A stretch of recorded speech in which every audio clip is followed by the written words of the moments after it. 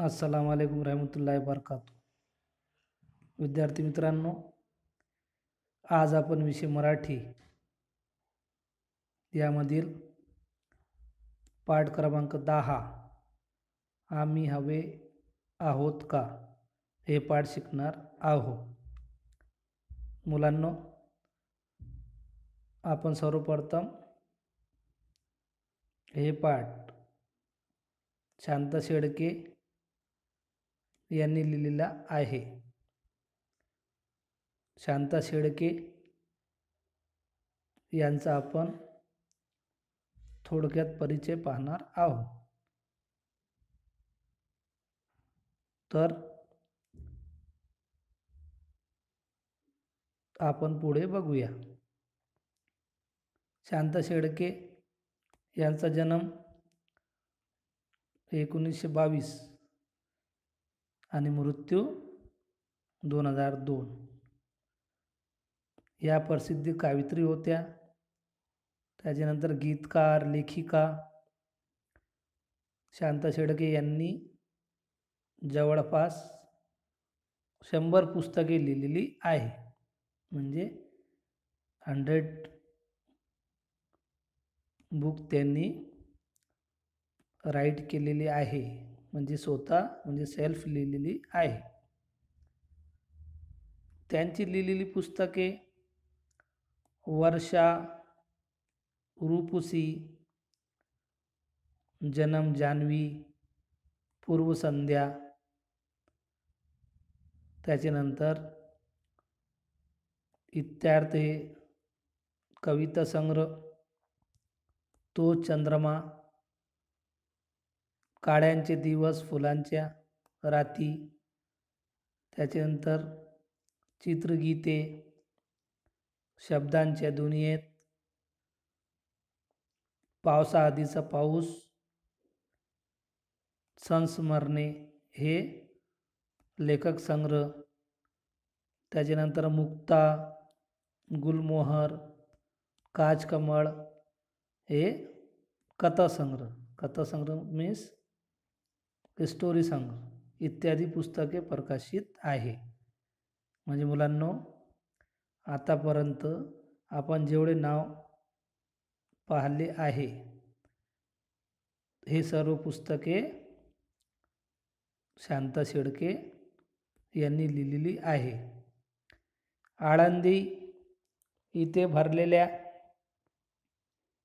69व्या साहित्य संमेलनाचे त्या अध्यक्ष होत्या. म्हणजे साहित्य मीन्स लिटरेचर. आळंदीमध्ये जे साहित्य संमेलन भरलेले होते त्याचे त्या प्रेसिडेंट होत्या. आता प्राण्यांच्या इस्तिफळात मारलेल्या फेरफटक्याचे आणि माणसाच्या प्रेमासाठी आसुसलेल्या प्राणी विश्वाचे चित्रण म्हणजे एनिमल हॉस्पिटल जे आहे याचं वर्णन इथं केलेलं आहे. म्हणजे जे एनिमल असतात ते पर आपल्या माणसाची प्रेम करत असतात. या पाठात आपण हे पाहणार आहोत. प्रस्तुत पाठ आनंदाचे झाड या ललित लेख संग्रहातून घेतला आहे. म्हणजे हा पाठ यांनी जी पुस्तक लिहिलेली होती आनंदाचे झाड याच्यामधून घेतलेला आहे. याच्यामध्ये हे जे एनिमल असतात आणि त्यांचा आपल्याप्रती प्रेम आणि आपल्या माणसाचा त्यांच्या प्रति प्रेम या पाठात आपल्याला सांगितलेला आहे. तर चला मुलांनो, आज आपण हे पाठ शिकूया. मुंबईच्या परळ भागात एक इस्पितळ आहे. म्हणजे जे मुंबई आहे. मुंबई म्हणजे आपण त्याला बॉम्बे या बंबई असे म्हणतो. तिथं एक ॲनिमल हॉस्पिटल आहे. ते आहे जनावरांचा इस्पितळ म्हणजे ॲनिमल हॉस्पिटल आहे. ते आतून बघायचं असं माझ्या मनात खूप दिवसापासून होतं. म्हणजे लेखिकाच्या मनात होतं की हे जे हॉस्पिटल आहे ते मी आतमधून बघावा, म्हणजे तिथं जाऊन एक भेट द्यावी असे लेखिकाला वाटत होते. एकदा तो योग आला, मीन्स एक बार वो मौका आ गया. कमानीच्या आत तर सहज प्रवेश मिळाला. आता तुम्हाला माहीत आहे, एखाद्या पर्यटन स्थळाला जर आपण गेलो, चिखलदरा वगैरे गेलो, तो आधी आपल्याला तिकीट काढावा लागतो, आपल्याला परमिशन घ्यावा लागतो. म्हणजे एक कमान असते, म्हणजे एक गेट असते. आपल्याला परमिशन काढल्यानंतर आतमध्ये आपल्याला प्रवेश मिळत असतो. आता यांना पण प्रवेश मीन्स एंट्री, आतमध्ये जाण्याचा प्रवेश यांना पण मिळाला होता. आता उजवीकडं एक छोटीशी इमारत दिसते, म्हणजे राईट साईडला त्यांना एक मोठी इमारत दिसली. हे बहुधा कार्यालय असावा. आता एका साईडला त्यांना म्हणजे एक बिल्डिंग, एक इमारत दिसली, तर त्यांनी विचार केला लेखिकांना की हे एक ऑफिस असावा. कार्यालय मीन्स ऑफिस. आता कार्यालयाच्या दाराशी भिंतीवर एक मोठी तस्वीर आहे. म्हणजे जे ऑफिस आहे तिथं म्हणजे साईडला एक वॉल आहे, मीन्स दिवाल, त्याच्यावर एक मोठी फोटो पिक्चर आहे, तस्वीर आहे. आणि त्या तस्वीरात बैल, घोडा, कुत्रा, मांजर, शेळी अशी वेगवेगळ्या जनावरांची चित्र आहे. म्हणजे जिथं वॉलवर अनेक प्राण्यांचा, अनेक एनिमल के फोटो है. खाली एक छोटा पण मनाला भिडणारा वाक्य आहे. वहाँ जो फोटो लगी है एनिमल की, उसके नीचे एक सेंटेंस, एक थॉट्स लिखा हुआ है. आम्हाला तुमची गरज आहे, तुम्हाला आम्ही हवे आहोत का. आता जे एनिमल म्हणजे त्या थॉट्सच्या माध्यमातून आपल्याला म्हणतात की हमको आपकी गरज है, तुम्हाला आम्ही हवे आहोत का. आपको हम होना चाहिए क्या. एनिमल हमसे कह रहे हैं कि आपकी हमको गरज है, आपको हमारी गरज है क्या. अशा प्रकारे आता माणसाच्या दयाबुद्धीला आणि करुणेला मुख्य प्राण्यांनी केलेल्या ते आव्हान होता. मतलब हम इंसानियत के लिए हमको एक मैसेज था कि आप लोगों की हमको बहुत ज़रूरत है, आपको भी हमारी ज़रूरत है क्या. मला आत कुठंतरी हालून सोडतं. लेखिकाला ते थॉट्स बघून आणि ते थॉट्स वाचून म्हणजे त्यांचा मन भरून आला. आता मी कार्यालयात पाऊल टाकते.